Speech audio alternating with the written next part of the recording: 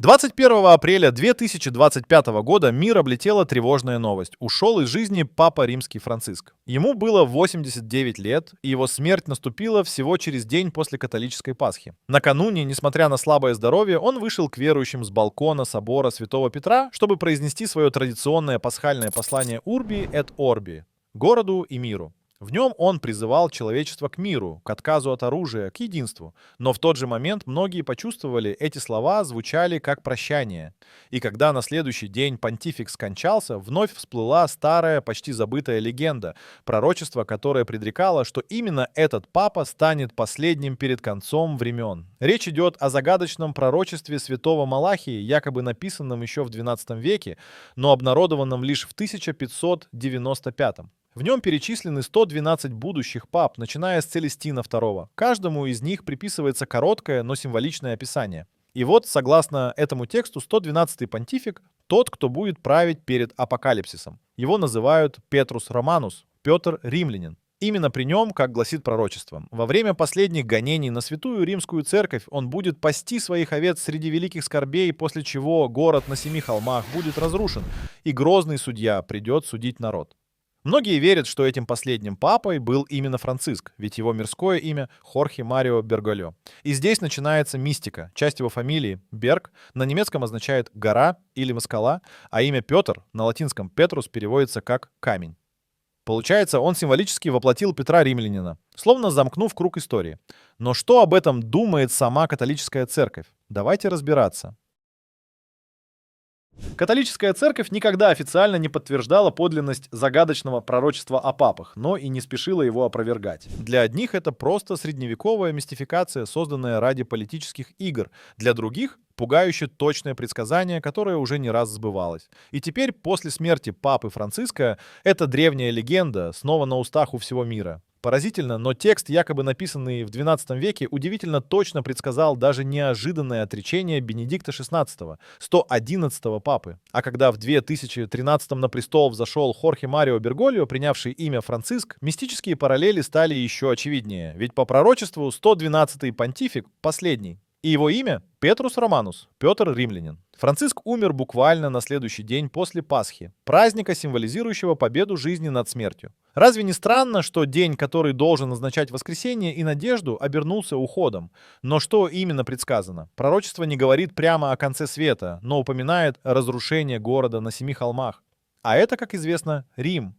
И если верить тексту, после правления последнего папы наступит эпоха хаоса, страданий и Божьего суда. Сейчас Ватикан стоит на пороге исторического выбора. Новый папа станет либо 113-м, и тогда пророчество окажется ошибкой, либо его не будет вовсе. Некоторые предполагают, что следующим понтификом может стать кардинал Пьетро Паролин, опытный дипломат, нынешний госсекретарь Ватикана. Если его изберут, формально пророчество не сработает. Но что, если суть не в номере, а в символике? Ведь имя Пьетро — это итальянская форма имени Петр. А значит, даже если он станет 113-м, параллели с Петрус Романус останутся. Пока одни ждут апокалипсиса, другие ищут рациональные объяснения. Но факт остается фактом. Смерть Франциска, его номер в списке понтификов и зловещие совпадения с древним текстом заставляют задуматься. Возможно, мы живем в эпоху, когда легенды становятся реальностью. Или же это всего лишь игра символов, которую человечество разгадывает веками. Не только в пророчестве о папах говорится о грядущем апокалипсисе. Кто еще предрекал скорый конец света?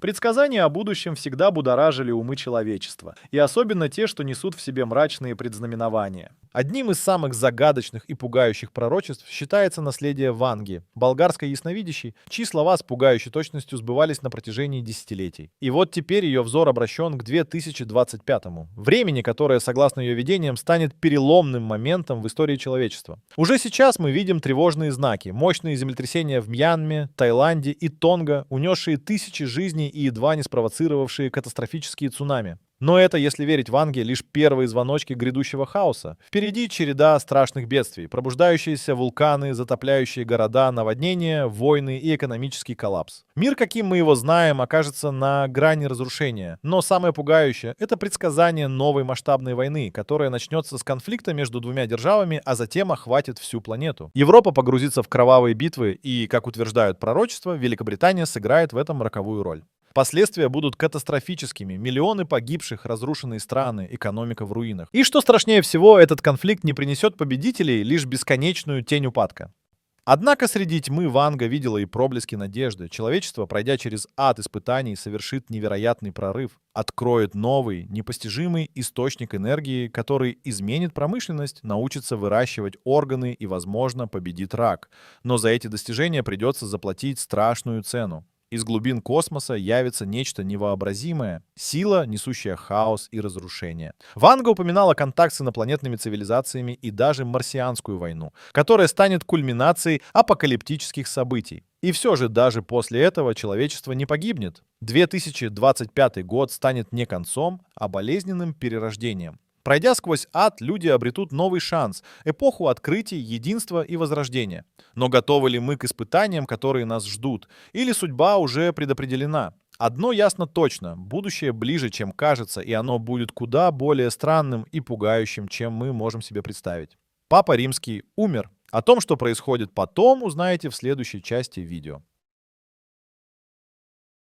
Когда уходит из жизни Папа Римский, весь католический мир замирает. Ведь это не просто смерть человека, а уход духовного лидера более миллиарда верующих. Но знаете ли вы, какие потрясающие древние ритуалы сопровождают это событие? Сегодня мы раскроем все тайны папских похорон. От средневековых традиций до современных изменений, которые внес покойный Франциск.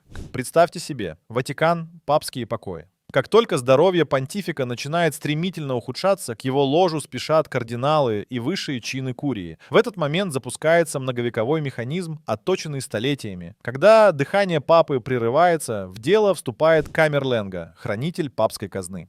Согласно древнему протоколу, он должен трижды громко позвать понтифика по имени. Если ответа нет, наступает момент, который многих шокирует. Камерленга официально объявляет: папа действительно мертв. Но это еще не все. Далее происходит нечто удивительное. Золотое кольцо рыбака, личная печать папы, торжественно уничтожается. Этот драматичный жест символизирует конец его правления. Кстати, ходят легенды, что раньше Камерленга стучал серебряным молоточком по голове усопшего, хотя Ватикан упорно отрицает этот жутковатый обычай.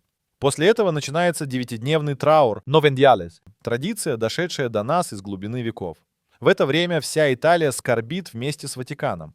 А знаете ли вы, что раньше некоторых пап бальзамировали, а их сердца хранили отдельно как священные реликвии? В римской церкви у фонтана Треви до сих пор покоятся сердца более 20 понтификов в роскошных мраморных урнах. Похороны у папы Римского тоже проходят по-особому. Об этом далее. Когда умирает Папа Римский, запускается уникальный многовековой механизм, где каждая деталь наполнена глубоким символизмом. Этот священный ритуал формировался столетиями, и каждый понтифик вносил в него свои изменения. Например, Павел VI значительно упростил церемонию, убрав некоторые средневековые элементы. Но даже сегодня эти похороны остаются одними из самых загадочных и торжественных в мире. Представьте, как только подтверждается смерть папы, над Римом разносится печальный звон колоколов собора Святого Петра. Это сигнал для всего католического мира. Тело понтифика облачают в парадные одежды, красно-зеленую ризу и древний фанон из белейшего шелка с золотой вышивкой. Но самое удивительное, в гроб обязательно кладут особые монеты. Золотые за каждый год правления, серебряные за месяцы и бронзовые за дни. Эта традиция словно материальное воплощение всего срока его служения. После трогательной заупокойной мессы, где звучит древняя молитва «Libera me Domine», начинается, пожалуй, самая мистическая часть церемонии. Тело помещают в уникальный гроб-матрешку из 3 саркофагов. Первый — из кипариса, символизирующий человеческую природу папы. Второй — свинцовый, с выгравированными именем и датами правления, куда помещают важные документы и ту самую сломанную папскую печать. И, наконец, роскошный внешний гроб из редчайшего вязового дерева, подчеркивающий величие усопшего. В финале этой священной драмы, когда все официальные церемонии завершены, наступает самый интимный момент. Только ближайшие родственники становятся свидетелями, как массивный гроб медленно опускается в ватиканские подземелья. Викарий Рима — последний, кто покидает склеп, предварительно благословив тело. А дальше тишина и путь к месту вечного упокоения, которое понтифик выбирал при жизни. Эти похороны не просто прощание с человеком. Это ритуал перехода власти, смена эпох, где каждая деталь, от звона колоколов до последнего благословения, несет глубокий смысл. И хотя традиции меняются, как менял их Павел VI или Франциск, суть остается прежней. Торжественное провождение духовного лидера в последний путь. А сейчас о том, что же 112-й папа поменял в собственных похоронах. Когда колокола Ватикана возвестили о кончине Папы Франциска, весь католический мир понял, уходит не просто понтифик, а человек, перевернувший многовековые традиции. И даже в последний путь он решил отправиться по-особенному, без пышности и помпезности, как простой христианин. В отличие от своих предшественников, Франциск сознательно отказался от большинства традиционных ритуалов. Вместо торжественного прощания в Апостольском дворце скромная часовня в его резиденции Каса Санта-Марта. Вместо роскошного тройного гроба обычный деревянный, как у любого верующего. Даже папский посох, символ власти, не будет сопровождать его в последний путь. Но самое удивительное — место упокоения. Впервые за много столетий папа выбрал для своего захоронения не Ватиканскую крипту, а римскую базилику Санта-Мария-Маджоре. Именно здесь, в скромной часовне, где он часто молился при жизни, и найдет свой вечный покой папа простых людей. Традиция новендиале, 9-дневных заупокойных мест, сохранится. Но сам обряд прощания будет куда скромнее. Вместо 3 дней на катафалке под куполом Святого Петра лишь краткое прощание в открытом гробу. И пока верующие всего мира молятся за упокой его души, кардиналы уже готовятся к конклаву. Но какого преемника они выберут? Продолжателя реформ Франциска или сторонника традиций? Одно можно сказать точно. Своими скромными похоронами Франциск поставил последнюю точку в своем необычном понтификате. Он вошел в историю как революционер и даже в смерти остался верен своим принципам. Место папы оказалось свободным. Что будет дальше? Смерть папы Франциска открыла новую главу в истории католической церкви. Сейчас весь мир с замиранием сердца ждет, кто же станет новым духовным лидером более миллиарда верующих. Процесс избрания понтифика — это не просто голосование, а настоящий священный ритуал, наполненный древними традициями и строгими правилами. Сейчас Ватикан находится в уникальном состоянии, так называемом «sede vacante» — свободный престол. Этот период между смертью одного папы и избранием другого. За это время 120 кардиналов со всего мира должны собраться в Риме для участия в конклаве, тайном собрании, где решается судьба церкви. Но прежде чем начнется выбор преемника, проходит древний обряд подтверждения смерти папы. Камерленго, хранитель папской казны, трижды громко зовет понтифика по имени. Если ответа нет, с пальца усопшего снимают кольцо рыбака и торжественно уничтожают, символизируя конец его правления. Затем начинается 9-дневный траур. Новена, когда вся церковь молится за упокой души понтифика. Интересно, что формально папой может стать любой неженатый мужчина-католик, даже не являющийся священником. Хотя на практике уже несколько веков понтификов выбирают исключительно из числа кардиналов. Новый глава церкви может выбрать себе любое имя: Франциск, Бенедикт, Иоанн, Павел. И если имя повторяется, к нему добавляется порядковый номер. Этот древний ритуал сформировался в Средневековье, когда церковь решила, что только кардиналы могут избирать папу, без вмешательства светских властей. С тех пор традиция почти не изменилась. Разве что теперь кардиналам не приходится голодать, как в средние века, когда их запирали в капелле без еды, пока не примут решение. Скоро мы узнаем имя 113-го папы римского. Станет ли он продолжателем реформ Франциска или повернет церковь к традициям? Одно можно сказать точно: этот выбор определит путь католицизма на десятилетия вперед. А сейчас поговорим о том, как же именно проходит избрание нового папы. Смерть папы — это не только скорбь, но и начало удивительного процесса, который вот уже много веков окутан тайной и традициями. Через 18 дней после кончины понтифика в Ватикане начинается конклав, одно из самых загадочных и важных событий в мире. Представьте, более 100 кардиналов со всего мира запираются в Сикстинской капелле, и никто не знает, что происходит за этими стенами, пока не появится тот самый белый дым. Само слово «конклав» означает «запертый на ключ». И это не просто красивая метафора. Кардиналам запрещено покидать капеллу до тех пор, пока новый папа не будет избран. Ни телефонов, ни интернета, только молитвы, размышления и бесконечные голосования. Каждый бюллетень сжигается в специальной печи, а цвет дыма говорит миру: черный — согласия нет, белый — у церкви новый глава. История знает невероятные случаи. Самый быстрый конклав длился всего 1 день, а самый долгий — целых 2 года и 4 месяца. В XIII веке было сразу 2 рекордных собрания, после которых избранные папы правили совсем недолго. Настолько, что кардиналам пришлось снова собираться на годы. Перед голосованием кардиналы облачаются в торжественные красные сутаны и белые камжи, поют древний гимн «Veni Creator» и дают священную клятву. Затем двери капеллы наглухо запираются, и начинается таинство выбора. Чтобы стать папой, кандидат должен получить 2/3 голосов. Если за 3 дня согласия нет — перерыв. Еще 7 туров — снова перерыв.